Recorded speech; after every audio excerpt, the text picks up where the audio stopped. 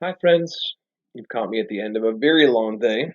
Another 12 hours on the wards, and I'm drained. I'm wiped. I am having trouble adjusting back to days, actually, I think is what this is. After the sleep disorder of being on nights, being back on days, I've been waking up at like 1 a.m. or 3 a.m., just feeling wide awake. So, um, not the worst thing in the world. At least that means I did truly adjust to nights, and so did okay on those. Portia, you're killing me. She's in the lab today. You missed her descent. Um, but yeah, just not sleeping right. But hopefully that will get better tonight. Gonna go back on the old melatonin. And hopefully that'll help. I am looking at myself in this camera, and I cannot believe what my hair looks like. Y'all, for those of you who didn't know me in the before times, back when barbers were a thing, I swear I'm a very attractive man.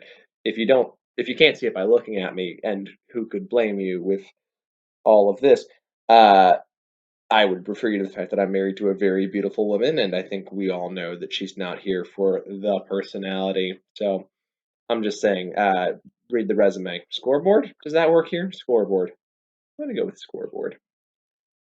Another tough day in terms of patients. Again, I'm on a COVID ward, so a lot of people with bad pneumonias doing badly.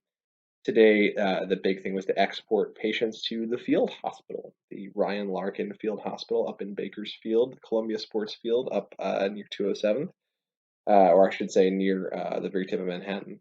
I only know, I call it 207th because that's where the last stop on the subway is. It might be nowhere near 207th, but that is how I would get there by train.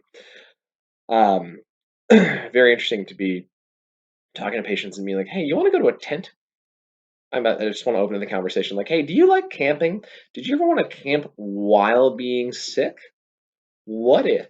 No, but seriously, it's a fully functioning hospital. They have doctors, they have oxygen, they have chest X-rays, they have all sorts of stuff. But obviously, they're looking for a lower acuity patient who's less likely to require ventilation, etc. So I spent 10% of my day on the phone with doctors over there trying to assure them that my patients were not going to explode on arrival. And I sincerely hope that none of them did. I actually panicked and kept one guy back who I'm sure is going to be fine. But just, as a doctor, if you think about a worst case scenario once, you can tell yourself it's not going to happen. But if you think about it twice, you kind of got to pretend it's going to happen. Because, if you think about it twice and then it happens and you didn't do anything about it, you're just going to kick yourself. This is my rule for PE or pulmonary embolism. The diagnosis that is almost impossible to exclude without giving your patient a big old dose of radiation and a CAT scan. And so my rule is if you think of PE once, you're allowed to say, okay, but it's probably not that. But if you think of PE twice, you probably got to scan them.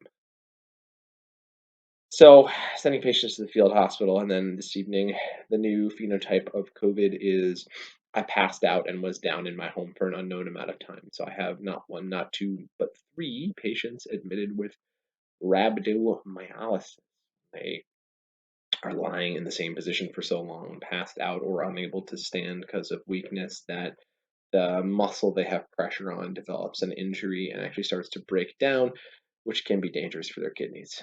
So add that to your list of COVID phenotypes: the pneumonia, the not eating, and the passed out and can't get up. Maybe those second two are more like one presentation in an older person who just doesn't happen to have bad pulmonary disease. Not that any of these are mutually exclusive. I'm sure there's someone out there who's managed to get their bingo card all in order and get all of the various presentations in a row. But 2 more days of inpatient medicine. That's it. So, they can really only hurt me so much in 2 days. And I've actually kind of enjoyed my time on the wards. I have some excellent PAs who are doing a lot of the work for me and helping out a lot, making it easier for me to take care of 18 patients. Um, the patients, it's interesting. COVID, as I said, is easy medicine, simple medicine, perhaps. Easy is to a term that is not completely co copacetic with how many patients we've had die. It doesn't exactly track that we're doing easy medicine if we're having such a high mortality rate, but it is straightforward. And a lot of our patients have very little past medical history, and so there's maybe less chart review, less reconciling of a long past medical history to do than there was before.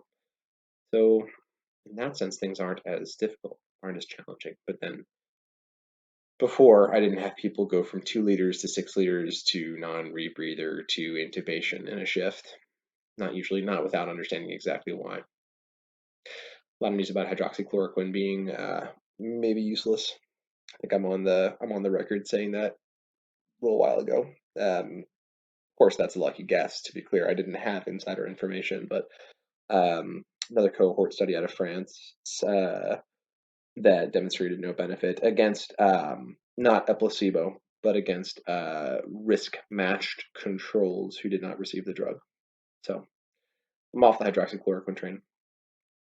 I'm really trying not to prescribe it. It has definite harms, although not every patient who takes it will be harmed. And the fact that I don't know if any patient who takes it will be helped means it's not worth it for me. But I will tell you that if my patients really asked for it because I have some infectious disease colleagues who still think it's a reasonable thing to offer, probably would. It's a strange thing. It's a strange thing what knowledge is in medicine. All we have is knowledge of probabilities. And so, because I can't say with certainty that it doesn't help, and if there's experts who think that it does, am I obligated to provide it if someone wants it? I'm not obligated to sell it. I'm not obligated to prescribe it to them to tell them they should take it. But if they ask for it, can I say no with certainty? That's more of a philosophical question, I guess. Anyway, I'm going to go to bed because asking questions this broad implies that I am very tired. But thank you for listening. As I said, I had a pretty good day. I have a good team. We're taking care of people. A lot of my patients are getting better. I'm on a lower acuity floor, and so we're avoiding some of the true disasters. The patients who are intubated and suffering, um, they're having a worse time of it. But for us, some of our patients are getting better, and so it's very nice to see some people go home. Hope you're home. Hope you're around your loved ones, and I hope you are comfortable and getting some sleep and managing to believe this isn't the end of the world, because I'll tell you what, it definitely isn't. We've been through worse. I mean, I haven't been through worse, but like other people, I don't know, like World War II seemed bad. Put that out there. They did that whole thing, made it through. Like Germany's still a country. I'm just saying. In the long term, we'll all be okay. Have a good night.